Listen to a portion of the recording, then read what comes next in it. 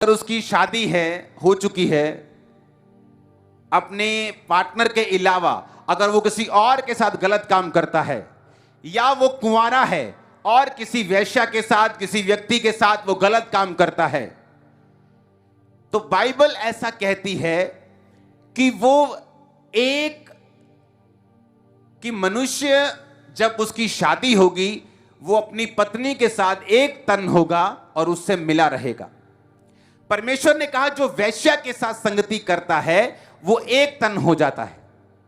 यानी उस वेश्या की लाइफ में जितने श्राप हैं, जितने कर्स हैं, जितने उसकी फैमिली के बैकग्राउंड के कर्स हैं, बीमारियों के, कैंसर के, एड्स के, जितने शुगर के, गठिए, जितने कर्स हैं वो तुमने शेयर कर लिए।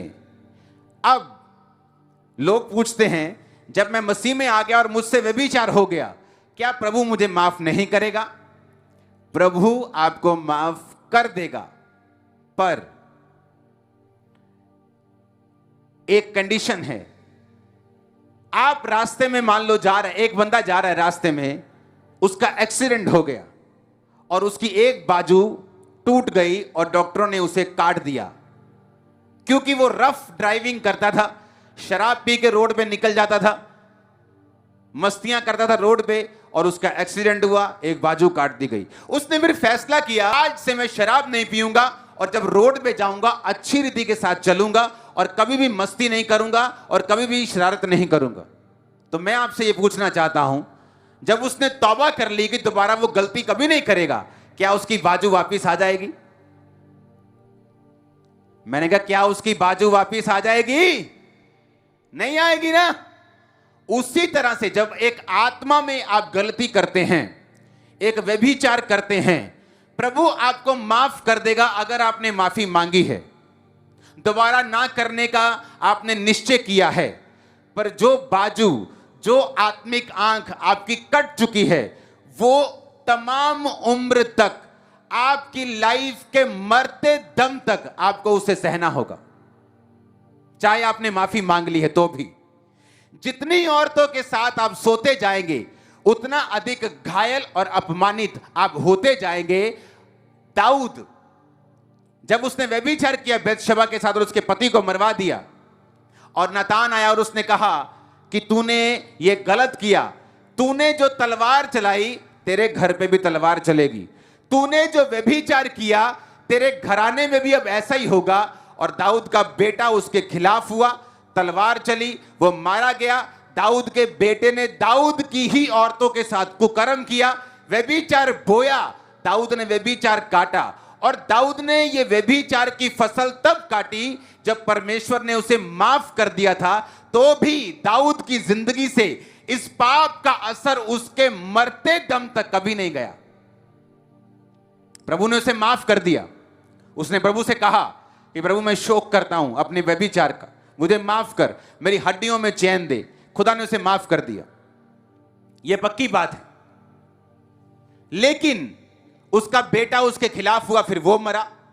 जब सुलेमान के राजा बनने का टाइम आया, उसका एक और बेटा उसके खिलाफ हो गया, उसके घर में फिर तलवार चली, उसका बेटा फिर मारा गया।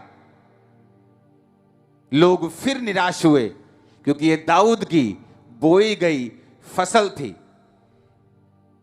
पाप माफ हो सकता है पर उसके कॉन्सिक्वेंसेस, उसका असर आप और आपके परिवार पर कभी भी आपकी जिंदगी भर खत्म नहीं होगा। यह बात को याद रखना। माफ वो कर देगा आपको। आपने व्यभिचार कर लिया, अपनी गर्लफ्रेंड के साथ सो गए, आपने माफी मांगी, आपको माफी मिल गई, बट उस पाप का जो कॉन्सिक्वेंसेस, जो असर है आपकी लाइफ पर, आपके मरते दम तक। दाऊद 70 साल का था। इमेजिन करो 40-45 साल की उम्र में उसने पाप किया और 70 साल की उम्र तक भी, माफ होने के बाद भी वो कॉन्सिक्वेंसेस, उस असर ने उसकी लाइफ का पीछा नहीं छोड़ा। जितनी औरतों के साथ मैंने देखा, लोग जो व्यभिचार में होते हैं, औरतों के साथ अलग अलग, बंदों के साथ अलग अलग सोते हैं, एंड में उनकी लाइफ इतनी उस लेवल पर प्रभावित हो चुकी होती है कि अगर वो माफी भी मांग लेते हैं तो अच्छी बात है, लेकिन वो असर उनकी लाइफ से खत्म नहीं होगा। क्योंकि बाइबल कहती है जिसके साथ तुम एक तन होते हो वो तुम एक हो जाते हो, उसका सारा श्राप तुम्हारा, उसका सारा संघर्ष तुम्हारा, और लाइफ लॉन्ग तुम्हारे जीते जी वो असर तुम्हारी लाइफ को छोड़कर कभी नहीं जाएगा। चाहे तुम उस व्यक्ति को छोड़ दो, तुम्हें मालूम भी ना हो वो व्यक्ति कहां है, लेकिन माफी मांगने के बाद भी वो असर तुम्हारी जिंदगी को छोड़ के नहीं जाएगा। तो इसका मतलब क्या माफी ना मांगे? नहीं मांगनी चाहिए, क्योंकि हो सकता है आज एक बाजू उसकी चली गई, कल को फिर शराब पी के जाएगा रोड पे, दोनों टांगे चली जाएं। तो इससे अच्छा यही है कि जब एक बाजू चली गई तो उसको सीख के रूप में लेके अब एक बाजू और दो टांगों के साथ जीवन अच्छी तरह से बिताया जाए परमेश्वर में। जो हो गया वो हो गया।